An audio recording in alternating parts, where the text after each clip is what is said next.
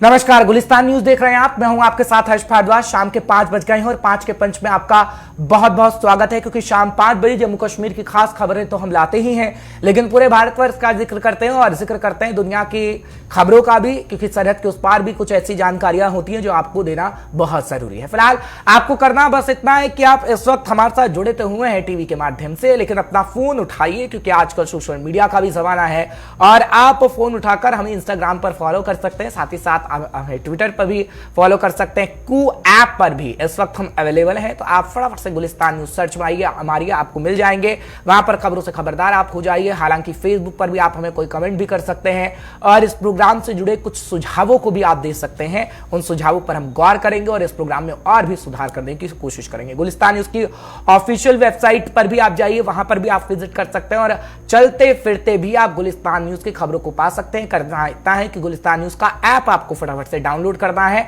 और उस ऐप को जब भी आप खोलेंगे तो तरोताजा खबरें आपको मिलती रहेंगी। फिलहाल आप जुड़ गए हैं जब हमारे साथ, तो हमारे वायदे के अनुसार सबसे पहले 5 तस्वीरें आपके सामने रखते हैं, क्योंकि 5 तस्वीरें आपको बताती हैं 5 के पंच में कि आखिर खबर क्या है। उसके बाद हम खबरों को विस्तार से आपके सामने रखेंगे। सबसे पहली तस्वीर जो आप देख रहे हैं वो प्रधानमंत्री नरेंद्र मोदी की, उत्तर प्रदेश के मुख्यमंत्री की, अलग अलग राज्यों के सीएम की आपको नजर आ रही होगी। हालांकि केंद्रीय स्वास्थ्य मंत्री भी आपको नजर आ रहे होंगे, क्योंकि अभी मीटिंग इस वक्त की अगर बात करें तो कोविड पर चल रही है। प्रधानमंत्री नरेंद्र मोदी मीटिंग ले रहे हैं, समीक्षा बैठक हो रही है। हालांकि जब हमने देखा कि कल की गई मीटिंग केंद्रीय स्वास्थ्य मंत्री मनसुख मांडविया की तरफ से, वो कहते हुए नजर आए कि कोविड को लेकर जो सिचुएशन है अभी कंट्रोल में है, लेकिन अनकंट्रोल ना हो उसके लिए पूरे कदम उठाए जा रहे हैं। हालांकि आज ये कहा जा रहा है कि जब प्रधानमंत्री नरेंद्र मोदी समीक्षा बैठक कर रहे हैं, जिसमें केंद्रीय गृह मंत्री अमित शाह भी मौजूद हैं और मनसुख मांडविया जो कि केंद्रीय स्वास्थ्य मंत्री हैं वो भी मौजूद हैं, कई बड़े फैसले लिए जा सकते हैं। क्योंकि अब हम देख रहे हैं कि एयरपोर्ट पर भी जांच होना शुरू हो गई है कोविड की, और आगे आने वाले समय में क्या कई पाबंदियां लग सकती हैं, क्योंकि ऐसे कयास लगाए जा रहे हैं। क्योंकि चीन के अंदर हो, जापान के अंदर हो, अमेरिका के अंदर हो, मामले लगातार बढ़ रहे हैं और जापान के अंदर तो पिछले 24 घंटे का आंकड़ा 2 लाख का है। हमारे देश का जब मैं जिक्र करता हूं तो 182 से ऊपर मामले हैं 24 घंटे के दौरान, यानी अभी सिचुएशन कंट्रोल में है, लेकिन अनकंट्रोल ना हो उसके लिए प्रधानमंत्री नरेंद्र मोदी खुद निगरानी कर रहे हैं, समीक्षा बैठक कर रहे हैं। लेकिन आगे आने वाले समय में कोई भी पाबंदियां होती हैं तो सबसे पहले गुलिस्तान न्यूज आपको बताएगा, चाहे फिर वो राज्य स्तर पर हो या फिर केंद्र स्तर पर हो। लेकिन इस वक्त कोविड को लेकर चिंता सता रही है, क्योंकि चीन ने एक बार फिर से कोविड की स्थितियों को पैदा किया और चीन की वजह से तमाम देशों में टेंशन इस वक्त है। फिलहाल जानकारी हम आपको इस बाबत देते रहेंगे। फिलहाल थोड़ी देर का इंतजार करिएगा, डॉक्टर हमारे साथ जुड़ेंगे, आपको बताएंगे कि इस कोविड के दौरान जब एक बार फिर से कोविड आ गया है, या यूं कह सकते हैं कि कोविड कभी गया ही नहीं था, मामले जरूर कम हुए थे, आपको क्या करना है, थोड़ा सा इंतजार करिए, डॉक्टर हमारे साथ जुड़ेंगे तो आपको बखूबी बताएंगे। लेकिन दूसरी तस्वीर जो आप देख रहे हैं, कल हमने, आपको याद होगा कि 5 के पंच प्रोग्राम में ही बताया था कि कैसे एजुकेशन पर बैन अफगानिस्तान में हो गया है तालिबान सरकार की तरफ से, महिलाओं के एजुकेशन पे, कि वो यूनिवर्सिटी नहीं जा सकती हैं, अगर स्कूल जा सकती हैं तो सिर्फ कक्षा 6 या कक्षा 8 तक ही जा पाएंगी। लेकिन आज अफगानिस्तान के अंदर तालिबान सरकार का विरोध किया गया और ये महिलाएं विरोध करती हुई नजर आई हैं।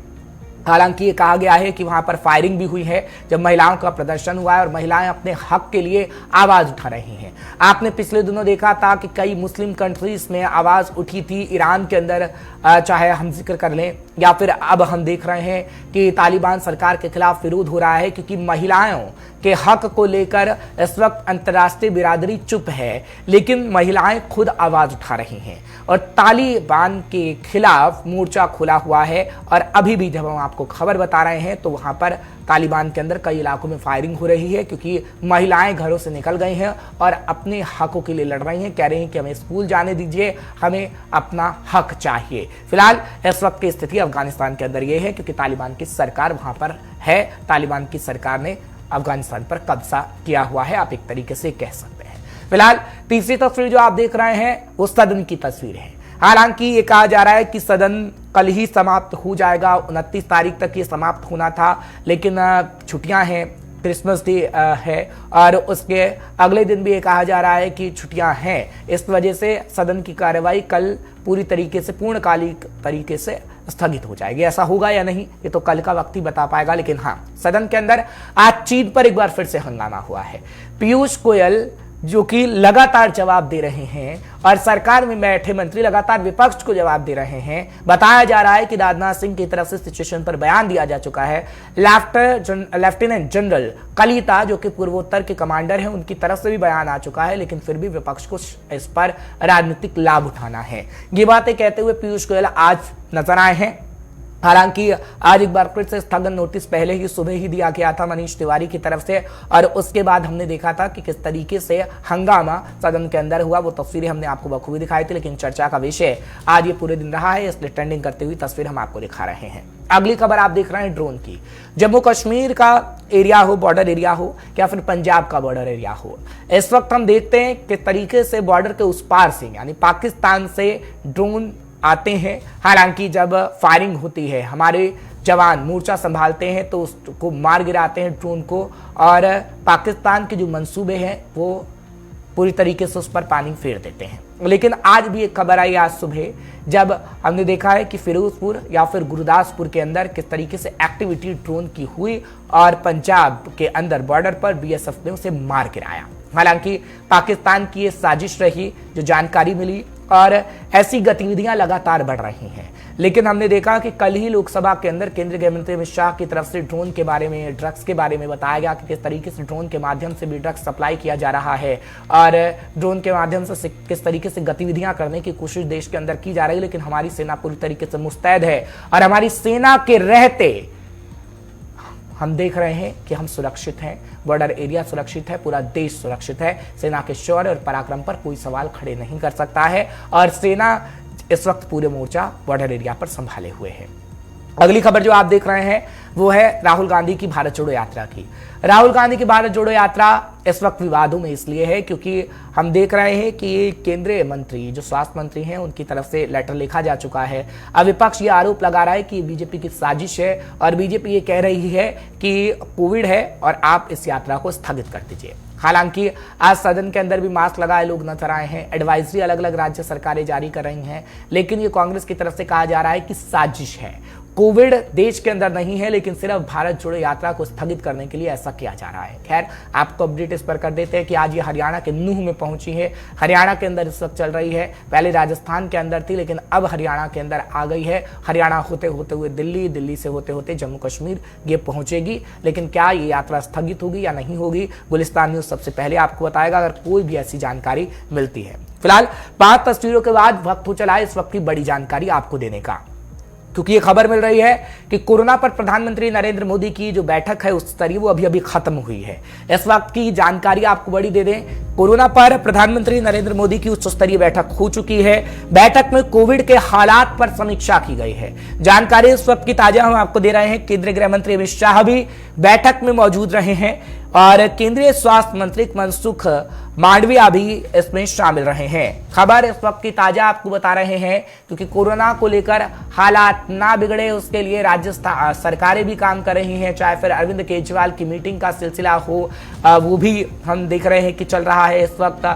और दिन में उत्तर प्रदेश के सीएम योगी आदित्यनाथ मीटिंग कर चुके हैं। पंजाब का जिक्र करते हैं तो पंजाब के सीएम भगवंत मान मीटिंग कर चुके हैं। अलग अलग प्रदेशों के अंदर तो मीटिंग की ही जा रही है, लेकिन केंद्र की तरफ से भी बैठकों का सिलसिला जारी है, और खुद प्रधानमंत्री नरेंद्र मोदी इस पर मोर्चा संभाल रहे हैं। और आगे आने वाले समय में पाबंदियों का दौर ना हो इसकी आप उम्मीद लगा सकते हैं। लेकिन अगर आपने अपना ख्याल रखा और हम देखेंगे कि कोविड की जो सिचुएशन है वो अनकंट्रोल नहीं होगी, तो आप इन पाबंदियों से बच सकते हैं। लेकिन अभी पाबंदियों का दौर शुरू नहीं हुआ है। ये कहा जा रहा है कि ऐसा हो सकता है अगर कोविड के मामले बढ़ेंगे तो। फिलहाल जानकारी इस वक्त की ताजा आपको दे रहे हैं, और आपको बता रहे हैं कि प्रधानमंत्री नरेंद्र मोदी की उच्च स्तरीय बैठक अब खत्म हो गई है, जो कि चल रही थी, और इसमें केंद्रीय गृह मंत्री अमित शाह शामिल थे। साथ ही साथ अगर बात करें तो इसमें केंद्रीय स्वास्थ्य मंत्री की मौजूदगी भी थी, तमाम अधिकारी थे, और उनकी तरफ से समीक्षा बैठक की गई है। जब प्रधानमंत्री नरेंद्र मोदी इस बैठक में मौजूद रहे तो बताया गया है कि देश के अंदर आखिर कैसे हालात रहे हैं। डॉक्टर सिद्धार्थ गुप्ता इस वक्त मेरे साथ जुड़ रहे हैं, उनसे भी जानकारी लेंगे और कुछ बातों को क्लियर करने की कोशिश करेंगे। सिद्धार्थ जी, आपका बहुत बहुत स्वागत कर रहा हूं एक बार फिर से गुलिस्तान न्यूज पर 5 के पंच में। सर, क्या कहेंगे आप? सबसे पहले प्रधानमंत्री नरेंद्र मोदी की मीटिंग अभी खत्म हुई है, हमने जानकारी दी है, क्या कड़े प्रतिबंध लगाने चाहिए अभी से? दूसरा, ये एक रिपोर्ट सामने आई है सर, और वो रिपोर्ट ये कह रही है, जब मैं अभी रिपोर्ट पढ़ के स्टूडियो में के अंदर आया तो वो रिपोर्ट कहती है कि मार्च तक आते आते 42 लाख मामले भी सामने हो सकते हैं, क्योंकि पहले भी जब कोविड आया था तो कई रिपोर्ट सामने आई थी, जब ये कयास लगाए जा रहे थे और वो भविष्यवाणी सच हुई थी। क्या इस बार भी ऐसा होने जा रहा है? मैं यही बताना चाहूंगा कि आज जो उच्च स्तरीय बैठक हुई है और इसमें एक सबसे महत्वपूर्ण बात यह है, क्योंकि जो चीन के जो स्ट्रेन है, जो इस कोविड का जो नया स्ट्रेन है जो चाइना से आया है और इसके कुछ मरीजों की पुष्टि गुजरात और अपने देश के कुछ 1-2 राज्यों में और हुई है, तो उसके सबसे बड़ी बात यह है कि हम लोगों ने इस समय सबसे ज्यादा जीनोमिक टेस्टिंग के ऊपर ही बढ़ावा दिया है। जैसे हम कोविड का हमें पता लगा कि दोबारा से इंटरनेशनली इसने पैर पसारने शुरू कर दिए। देखिए, आज चैनल के माध्यम से बहुत बात बिल्कुल स्पष्ट रखनी चाहिए। जैसे आज हमारे ये भी आज हाई लेवल मीटिंग में बात जरूर उठी होगी कि जो हमारे पॉपुलेशन जिनको वैक्सीन मिली है, चाहे कोवैक्सीन की हो या कोविशील्ड की हो, भारत कोवैक्सीन और सीरम इंस्टीट्यूट की कोविशील्ड, दोनों की दोनों बहुत सक्षम है। दोनों की सक्षमता, उनकी जो एफिकेसी है उसके ऊपर किसी भी तरह की कोई सवाल ही नहीं उठता, क्योंकि वो बहुत ज्यादा उसका पोटेंशियल अपने आप में स्ट्रांग है कि इससे जब तक कोविड से जिससे फाइट करे और से बचा सके। जहां तक और कंट्रीज की बात है, स्पेशली चाइना की जो बात है, जो वहां पे जो चाइना की जो वैक्सीन जिन कंट्री में सप्लाई हुई और वो जहां पे कुछ केसेस दिखे, तो उनकी वैक्सीन का तो मैं जरूर ये बोलूंगा कि वो वैक्सीन वहां पे पहली बात वो सार्थक नहीं रही। अब जैसे चाइना में एजिंग पॉपुलेशन का ज्यादा देखा गया, सबसे बड़ी बात, और स्पेशली उस पॉपुलेशन को देखा गया जहां पे वैक्सीनेशन बहुत ही अंडर रिपोर्टेड रहा है। हमारे इंडिया में वैक्सीनेशन की जो मात्रा रही है, हमारी जो वैक्सीनेशन जिनको डोज लगी है, उनकी मात्रा की पॉपुलेशन के पेशेंट्स हमारे बहुत अच्छा रिपोर्ट रहा है। तो चाइना में जो सबसे ज्यादा बड़ी प्रॉब्लम आई है वो इसी चीज को लेकर आई है कि एक तो वहां पे रिसर्जेंस ऑफ द जो कोविड का न्यू स्ट्रेन आया है वो एजिंग पॉपुलेशन को उससे ज्यादा अफेक्ट करा है, पहली बात। दूसरी बात मैं ये भी बताना चाहूंगा कि उनकी जो वैक्सीनेशन है वहां पे बहुत अंडर रिपोर्टेड थे। जिन पेशेंट्स को दोबारा जब वो लॉकडाउन से अनलॉकडाउन फेज में आए, तब वहां पे अचानक से फिर से अफरा तफरी मची और फिर से वो सब फेटालिटी मोर्टेलिटी होनी शुरू हुई। अपने देश में सतर्कता बढ़ गई है, हमारे देश में, क्योंकि आज मैं खुद माननीय प्रधानमंत्री जी के होम स्टेट गुजरात में हूँ। आज मैंने भी ट्रैवल करा है और हमने ये चीज एडवाइजरी हमने जरूर देखा कि जो इंटरनेशनल पैसेंजर्स हैं, चाइना के हो या और किसी कंट्रीज के हो, स्पेशली चाइना के, तो उन लोगों की ट्रैवल एडवाइजरी के साथ साथ टेस्टिंग एडवाइजरी भी जारी कर दी गई है।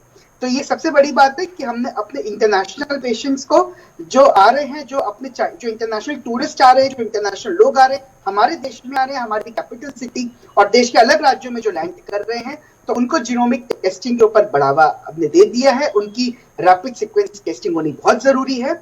अपने देश में हम लोगों को एक सतर्कता के साथ हम आगे बढ़ रहे हैं, क्योंकि ये जब ऑनरेबल स्वास्थ्य मंत्री श्री मनसुख मंडाविया जी भी जब आज बैठे थे प्राइम मिनिस्टर साहब के साथ, तो इस बात का जरूर चर्चा रहा होगा कि हम लोगों को अपने कोविड प्रोटोकॉल अप्रोप्रिएट बिहेवियर में बढ़ावा देना है। हमें इस तरह से सक्षमता अपने आप को रखनी है, क्योंकि हम लोग ऑलरेडी इस समय वैक्सीनेटेड है, रीवैक्सीनेटेड है। बूस्टर डोज भी हम लोगों ने अधिकांश पॉपुलेशन को दी हुई है और उन लोगों ने ले रखी है।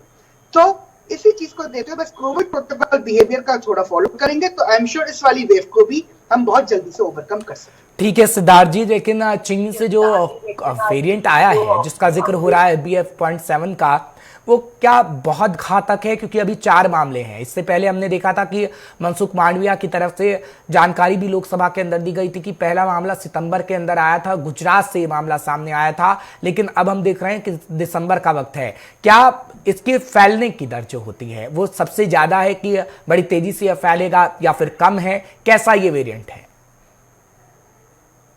कोविड में एक ट्रांसमिसिबिलिटी एक बहुत इंपॉर्टेंट फैक्टर रहता है और जिस समय इन्फेक्शन का संक्रमण होता है उसी के साथ एक रेसिप्रोकेटिंग नेचर में उसको हीलिंग भी कहते हैं कि आपकी इन्फेक्टिविटीज के साथ आप कितनी जल्दी रिकवर कर गए हैं। हमें याद करना चाहिए वो वाला दिन 2020 का 21 का, और जब कोविड के जब स्ट्रेन आए थे तब हम उस टाइम पे बात रिकवरी रेट की भी करा करते थे। तो रिकवरी रेट उस टाइम पे हमारे यहाँ ठीक था, हमारे यहाँ अच्छा था और देशों के मुकाबले। और रिकवरी रेट कब आता था? रिकवरी रेट की बात तब हुआ करती थी अगर किसी को पेशेंट को कोविड का संक्रमण हुआ, उसको specially before taking the vaccine, तो उसकी जो इन्फेक्टिविटी थी उसमें थोड़े कॉम्प्लिकेशन ज्यादा रहते थे। तो अगर किसी पेशेंट को वैक्सीन लेने के बाद भी संक्रमण हुआ है तो उसका रिकवरी रेट बहुत अच्छा था। आज के समय में 2022 के जब हम बिल्कुल एंड पे खड़े हैं, दिसंबर महीने में, जहां पे हमारी अधिकांश पॉपुलेशन को वैक्सीनेशन लग चुकी है, चाहे एल्डरली पॉपुलेशन हो, मेडिकली कॉम्प्रोमाइज पेशेंट्स हो, जीरियाट्रिक हो, मिडिल एज ग्रुप हो, या फिर हमारे जो ऑफिस ग्रुप के जो पेशेंट्स हैं, जो ऑफिस गोइंग जो हमारे पॉपुलेशन जो जाती है, जो वर्किंग पॉपुलेशन है, अधिकांश लोगों को वैक्सीनेशन लग चुका है। और इसीलिए मैं ये अभी भी स्पष्ट रूप से कह सकता हूं क्योंकि हमारी वैक्सीन की सक्षमता अच्छी है, उसकी एफिकेसी अच्छी है, उसके ऊपर बेशक दो राय कोई किसी तरह का डाउट नहीं है। और अगर ये स्ट्रेन का संक्रमण होता भी है तो आई एम श्योर ये बिल्कुल माइल्ड सिम्टम्स की तरह रहेगा। ठीक है सर, आप आए और आपने जानकारी हमारे दर्शकों को दी है, आपका बहुत बहुत शुक्रिया। फिलहाल आपसे जरूर मुलाकात होगी और चर्चा हम जरूर करेंगे एक बार फिर से, क्योंकि कोविड पर चर्चा करनी बेहद जरूरी है और दर्शकों को इस पर अपडेट के साथ साथ ये अपील भी जरूरी है कि आप अपना बहुत बहुत ख्याल रखिएगा इस कोविड के दौर में। हालांकि कोविड गया नहीं था, ये मैं पहले भी कह चुका हूं, लेकिन बढ़ते हैं आगे। बात जम्मू की फटाफट से कर लेते हैं, क्योंकि आज लोगों का प्रदर्शन देखने को मिला, प्रोटेस्ट देखने को मिला जम्मू के अंदर। ये कौन से लोग थे वो भी आपको बता दे रहे हैं, कुछ देर में तस्वीरें भी आपके सामने होंगी, क्योंकि स्थायी होने और लंबित वेतन जारी करने की मांग को लेकर ये प्रोटेस्ट किया जा रहा था। इन तस्वीरों को आप देखिएगा, जम्मू से तस्वीर हम आपको दिखा रहे हैं। अस्थायी कर्मचारियों ने संभागीय आयुक्त के कार्यालय का घेराव भी किया है। पुलिस ने प्रदर्शन कर रहे कुछ लोगों को हिरासत में भी लिया है, इसकी तस्वीरें इस वक्त हम आपको दिखा रहे हैं। हालांकि अपनी मांगों पर प्रदर्शनकारी अड़े हुए हैं और ये कह रहे हैं कि जब तक हमारी मांगों को नहीं मान लिया जाता है हम यहाँ से नहीं हटेंगे, ये बात कही गई है। फिलहाल आप तस्वीरें साफ तौर पर देख पा रहे हैं कि ये जम्मू से तस्वीर हम आपको दिखा रहे हैं। स्थायी होने और लंबित वेतन जारी करने की मांग को लेकर ये प्रोटेस्ट हो रहा है। हालांकि पिछले कई दिनों से प्रोटेस्ट की तस्वीरें नजर आ रही हैं और पुलिस लगातार समझाती बुझाती इन लोगों को नजर भी आ रही है कि आप जो इस तरीके से प्रोटेस्ट कर रहे हैं आप शांति तरीके से प्रोटेस्ट कर सकते हैं। हालांकि आप देख पा रहे हैं कि कुछ लोगों को हिरासत में इस वक्त पुलिस की तरफ से लिया गया है। लोगों का इस वक्त क्या कुछ कहना है, क्योंकि हमें दोनों पक्ष आपको सुनवाना जरूरी है। लोग क्या कहते हैं, सत्ता पक्ष क्या कुछ कहती है इस पर कि आखिर इसके लिए क्या कुछ किया गया है, हम आपको बताएं। उससे पहले आम जनता जो इस वक्त प्रदर्शन कर रही है, जो कि अस्थायी कर्मचारी हैं, स्थायी होने के लिए प्रदर्शन कर रहे हैं, लंबित वेतन जारी करने को लेकर प्रदर्शन कर रहे हैं, उनकी जुबानी आप सुन लीजिए। जो एलजी साहब ने हमें आश्वासन दिया था कि आप लोगों का जो ऑर्डर निकला है, हमारी जो पोस्टें हमारे रेगुलाइजेशन के लिए फ्रीज रखी गई थी, एडमिनिस्ट्रेशन द्वारा उन्हें डीफ्रीज करने की कोशिश की जा रही है और हमें अपना हक लेने के लिए सड़कों पे आना पड़ रहा है, क्योंकि जो पोस्टें हमारी रेगुलाइजेशन के लिए फ्रीज रखी गई थी उन्हें डीफ्रीज करने की कोशिश की जा रही है। क्योंकि जो कैबिनेट पॉलिसी बनी थी उसमें साफ लिखा हुआ था कि जब तक हम लोग रेगुलाइज नहीं हो जाते ये पोस्टें फ्रीज रहेंगी। हमारे 4 साल कंप्लीट हो चुके हैं, जब तक हम लोग हमारा जो 2680 रैबरे खेल फिजिकल एजुकेशन टीचर है वो रेगुलाइजेशन नहीं हो जाती उनकी, तब तक हम ये पोस्टें डिफ्रीज नहीं करने देंगे, चाहे उसके लिए हमें अपनी जान क्यों ना देने पड़े, हमें अपने खून का एक एक कतरा क्यों ना निछावर करना पड़े, लेकिन हम पीछे नहीं हटेंगे। कोई दुनिया की ताकत नहीं है जो हमें पीछे हटा सकती है। और बीजेपी वालों ने कमेटी बनाई, हमें आश्वासन दिया कि आप लोगों का जल्द से जल्द निपटारा किया जाएगा। हम जा रहे हैं उनसे मिलने और उन्होंने अभी तक अपनी कमेटी की रिपोर्ट अपने अध्यक्ष रविंद्र रैना जी को सबमिट नहीं की है। हम ये चाहते हैं कि वो जल्द से जल्द अपनी रिपोर्ट सबमिट करे अपने अध्यक्ष रविंद्र रैना जी को और सेंटर इसमें इंटरवीन करे, होम मिनिस्ट्री इसमें डायरेक्ट इन्वॉल्व हो और जो हमारे चीफ सेक्रेटरी जी है जो इस पे अड़े हुए हैं और ये इसमें नरमी लाए अपने रुख में, और इसमें PhD स्कॉलर हैं, इंटरनेशनल मेडलिस्ट हैं, एमफिल स्कॉलर्स हैं। इसमें जल्द से जल्द हम लोग को रेगुलाइज किया जाना चाहिए। और कल मैं LG साहब की बात सुन रहा था, वो कह रहे हैं कि इसमें यहाँ ड्यूटी में वही होगा जो एडमिनिस्ट्रेशन चाहेगी या फिर सेंट्रल गवर्नमेंट चाहेगी। हम इससे इत्तेफाक नहीं रखते। हम ये चाहते हैं यहाँ वही होगा जो सही होगा, और वही होगा जो संविधान के दायरे में होगा। आपकी मनमानी और तानाशाही हम बर्दाश्त नहीं करेंगे। तो आपने सुना क्या कुछ कहा गया है प्रदर्शनकारियों की तरफ से। तस्वीरें तो हम आपको दिखाई रहे हैं। फिलहाल रितिका राजपूत मेरी सहयोगी इस वक्त जुड़ चुकी हैं। रितिका, क्या प्रशासन का भी इस पर कहना है? क्योंकि लोगों को तो हम सुनवा रहे हैं जो अस्थायी तौर पर इस वक्त काम कर रहे हैं, स्थायी होने की बात कह रहे हैं। हालांकि वेतन को लेकर भी मांग की जा रही है कि लंबित वेतन है, लेकिन सरकार की तरफ से उसे जारी नहीं किया जा रहा है। इन लोगों की बात तो हमने सुनी है, लेकिन सरकार का इस वक्त पक्ष क्या है वो भी बताएगा।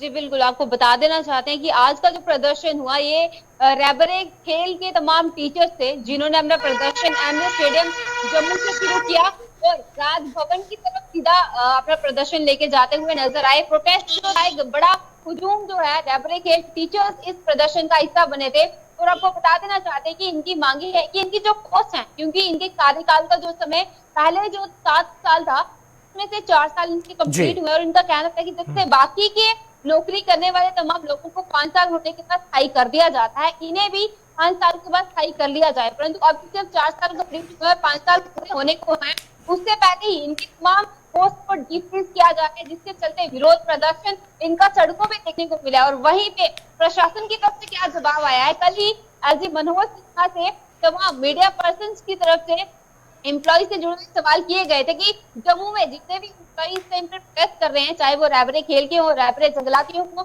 कश्मीरी पंडित हो या फिर रिजर्व कैडर के एम्प्लॉइज हो, उनके विषय में प्रशासन क्या तैयारी कर रहा है। उसके जवाब में LG मनोहर सिन्हा ने यही कहा था कि सुरक्षा को लेकर वो पूरे कार्य कर रहे हैं, उसकी चिंता करने की दूसरों को किसी को भी आवश्यकता नहीं है, और उसके अलावा सैलरी बिना काम के नहीं मिलेगी। ऐसा कुछ दो टूक जवाब जो है वो LG मनोहर सिन्हा की तरफ से कल ही निकल के आया था। ठीक है रितिका, लेकिन आपको क्या लगता है कि आखिर कौन सा रास्ता निकलेगा जब ये लोग सड़कों से हटकेंगे? क्योंकि सरकार अपनी बात को कह रही है और ये अस्थायी कर्मचारी अपनी बात को कह रहे हैं, लेकिन एक बीच का रास्ता निकालना होगा जब सरकार की बात इनको समझ में आ सके और इनकी बात सरकार को समझ में आ सके। जी बिल्कुल, ये जितने भी एम्प्लॉइज हैं ये लंबे अरसे से ये प्रदर्शन कर रहे हैं। इससे पहले भी इन्होंने बीजेपी कार्यालय के बाहर धरना प्रदर्शन लगा के रखा था, और जब तक LG मनोहर सिन्हा ने इनसे वादा नहीं कर लिया था मुद्दे को सुलझाने को लेकर, इन्होंने अपना प्रदर्शन खत्म नहीं किया था। और अब भी कुछ इसी प्रकार का कार्य होता हुआ दिख रहा है कि जब तक इनके मुद्दों को सुलझाने को लेकर प्रयास नहीं किए जाएंगे, इन लोगों की तरफ से प्रदर्शन बंद नहीं होने वाले हैं। इनके अलावा जितने भी रिजर्व एम्प्लॉइज हैं उनकी तरफ से भी बीजेपी कार्यालय के बाहर धरना प्रदर्शन किया गया, रोड टॉक किया गया, और आज रविंद्र राणा की तरफ से जब ये बयान दिया गया कि हाँ आपके लिए हम ट्रांसपोर्ट पॉलिसी बनाएंगे, तो उन्होंने ये अनाउंस किया, उसके बाद वो लोग हटे हैं। यानी कि अब यही से अंदाजा लगा सकते हैं कि जम्मू कश्मीर में प्रदर्शन का दौर अब तभी थमेगा जब असल में सरकार इनके मसलों को हल करने को लेकर असल में कोई कार्य करे।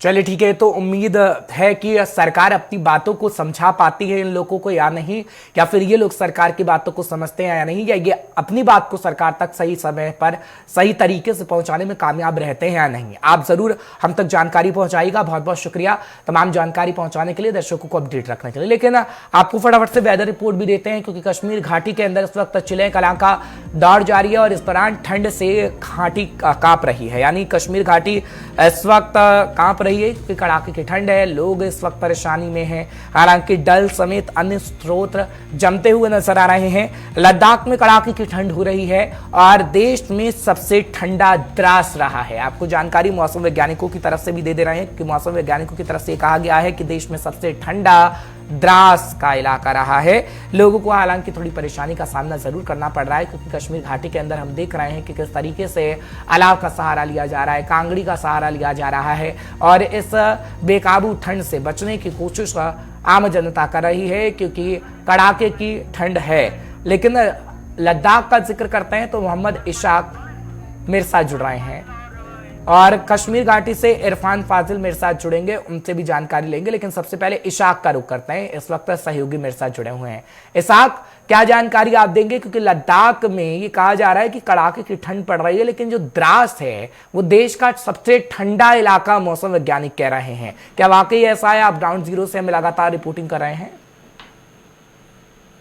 जी हर्ष, आपको बताते हैं पिछले 3 दिनों से लद्दाख में मौसम में काफी तब्दीली देखने को मिला है और टेम्परेचर में लगातार दिन ब दिन गिरावट देखने को मिल रहा है। आपको बताते चले -10 से नीचे लद्दाख के मेजर लोकेशन से टेम्परेचर में गिरावट देखने को मिला है। लेकिन द्रास की जो आप जिस तरह से आप जिक्र कर रहे हैं, द्रास दुनिया का दूसरा सरतरीन इलाका है और जिस तरह से हिंदुस्तान का वाहिद जो है द्रास सरतरीन इलाका है। साइबेरिया के बाद दूसरा जो सरतरीन इलाका हम देखा जाए वो द्रास है। तो जिस तरह से लद्दाख के अंदर किस तरह की जो है महकमे मौसमियात के हिसाब से उन्होंने जो वेदर के हवाले से इस वक्त किस तरह की तापमान है वो मैं आपको अगर बताते चलूं तो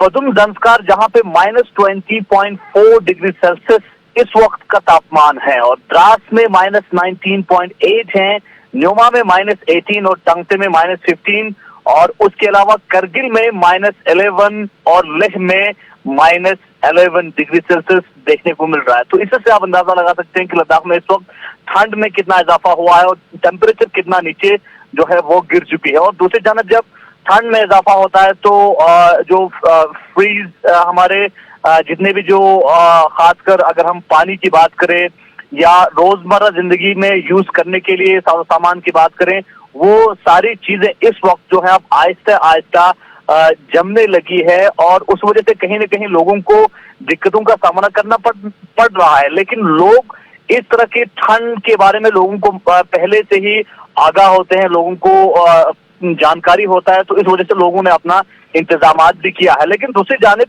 लद्दाख जिसे दुनिया हिंदुस्तान का ताज भी कहा जाता है, लेकिन मौसम सरमा में विंटर के महीने में लद्दाख देश और विदेश के साथ जमीनी सतह पे कट ऑफ हो जाता है। तो उसके लिए जोजिलापा जिसे लाइफलाइन फॉर लद्दाख कहा जाता है, फिलहाल पहले जब बर्फबारी हुई थी कुछ दिनों के लिए टेम्परेरी बेस पे क्लोज हुआ था, लेकिन अब एक बार फिर जो है जोजिला पास खुलने के बाद फिलहाल जो है जोजिला पास खुला हुआ है और जोजिला पास अभी फिलहाल बंद नहीं हुआ है। और लेकिन दूसरी जानिब एक चीज है कि जब लद्दाख में विंटर के महीने में बर्फबारी नहीं होती है तो जो ग्लोबल वार्मिंग का एक सिचुएशन पूरी दुनिया में देखने को मिल रहा है, उसका तो अगर प्रैक्टिकल असर आपको देखना है तो वो लद्दाख में आके आप देख सकते हैं। क्योंकि बर्फबारी ना होने के कारण समर के महीने में लोगों को खेत खलियान और खेती-बाड़ी के लिए काफी अपने दर्शकों को दिखा रहे हैं। इशाक, बहुत बहुत शुक्रिया आपका। अब द्रास के बारे में जानकारी इशाक दे चुके हैं, लद्दाख से जानकारी दे चुके हैं, लेकिन आपको अब कश्मीर घाटी लिए चलते हैं क्योंकि चिलई कलां इस वक्त चल रहा है। कश्मीर घाटी के अंदर क्या हालात है, इरफान फाजिल इस वक्त मेरे साथ जुड़े हुए हैं। इरफान, बताइएगा घाटी में कैसे हालात हैं ठंड को लेकर खास तौर पर। बहुत बहुत शुक्रिया हर जी। जहाँ तक मौसम का ताल्लुक है, कश्मीर में दिन में धूप है मगर सुबह शाम अगर रात की मैं बात करूं तो कह सकते हैं कि सर्दी का कहर है। यानी जिस तरीके से चिलई कलां ने दस्तक दी है, मगर चिलई कलां से पहले ही हम देख रहे थे कि माइनस में इतना पारा चला गया है कि रातें गुजारना काफी मुश्किल हो गया है। यानी एक साइड से अगर देखें तो टेम्परेचर में जिस तरीके से गिरावट है, जैसे हमारे इसाक भाई अभी कह रहे थे, यहाँ पर भी हमारे कश्मीर में अब -5 पारा चला गया है। यानी 3 तो रिकॉर्ड हो ही रहा था, मगर रात की अगर मैं बात करूं तो आज जो सुबह सुबह टेम्परेचर रिकॉर्ड किया गया वो किया गया -5। और आने वाले दिनों में पेशेंट को ये लगाई जा रही है कि अगर इस तरीके से खुश्की रहेगी, यानी बारिश और बर्फबारी नहीं होगी, तो ये माइनस कश्मीर घाटी में 8 तक चला जाएगा। और उसके बाद वाटर बॉडीज जो है अभी से ही जमनी शुरू हो गई है। सुबह सुबह नलकों में पानी निकलना आना बहुत मुश्किल हो गया है। और खास तौर पे हम देख रहे हैं कि डल झील के किनारे, जहलम के किनारे, वुलूर के किनारे जितनी भी झीलें हैं वहां पर मैक्सिमम डेंस फॉग या काफी हेज रहता है, जिसकी वजह से ट्रांसपोर्टेशन में भी खलल पैदा हो गई है। इनफैक्ट अगर मैं अभी शाम 5:30 बजे की बात करूं तो अभी से ही लोग घरों की तरफ रवाना होते हैं। उनका मानना है कि शाम जो है तकरीबन 5 साढ़े 5 बजे के बाद सर्दी काफी ज्यादा बढ़ जाती है, जिसकी वजह से बाद में लोगों के पास टॉलरेंस नहीं रहती है। और इसके साथ साथ ये भी पेशेंट को ही लगाई जा रही है 26 तारीख तक जो है काफी ड्राई स्पेल चलेगा और उसके बाद 27-28 को वेस्टर्न डिस्टर्बेंस हिट कर सकता है। अगर बर्फबारी या बारिशें होती है तो माइनस में नमी जरूर पाई जा सकती है, मगर साथ ही साथ कोयला, कांगड़ी, हमाम का इस्तेमाल घर घर में शुरू हो चुका है। बिजली की कटौती बहुत ज्यादा है हर चीज। लोगों का मानना है एक साइड से अगर बिजली के प्रीपेड मीटर्स लगाए गए हैं और प्रशासन ने इस बारी बड़े बड़े दावे बुलंद किए थे कि इस बारी घर घर सबको बिजली अच्छी मिलेगी, आखिरकार ये तो अभी से ही इब्तिदाए इश्क है। आगे आगे हो देखिए होता है क्या, क्योंकि बर्फबारी तो अभी शुरू होगी मगर 3-4 महीने तक जो वादी कश्मीर में विंटर्स का कहर रहेगा, उस बीच बिजली के साथ साथ जो मामला जुड़ेंगे कहना बहुत मुश्किल होगा। ठीक है, आप नजर बनाए रखिएगा, हमारे दर्शकों को सबसे पहले जानकारी दीजिएगा। इरफान, बहुत बहुत शुक्रिया तमाम जानकारी पहुंचाने के लिए, दर्शकों को अपडेट रखने है। आपसे भी अपील है कि सर्दी में भी अपना ख्याल रखिए और जब कोविड का दौर एक बार फिर से हम देख रहे हैं तो आप उसमें भी अपना बहुत बहुत ख्याल रखिए। इसी अपील के साथ मुझे आप इजाजत दे दीजिएगा, क्योंकि कल 5 बजे फिर आपके सामने हाजिर रहेंगे। फिलहाल आप एक ग्राउंड रिपोर्ट देखिएगा छोटे से ब्रेक के बाद, क्योंकि एक छोटा सा ब्रेक हमें लेना पड़ेगा। उसके बाद आपके पास आ रहा है ग्राउंड रिपोर्ट।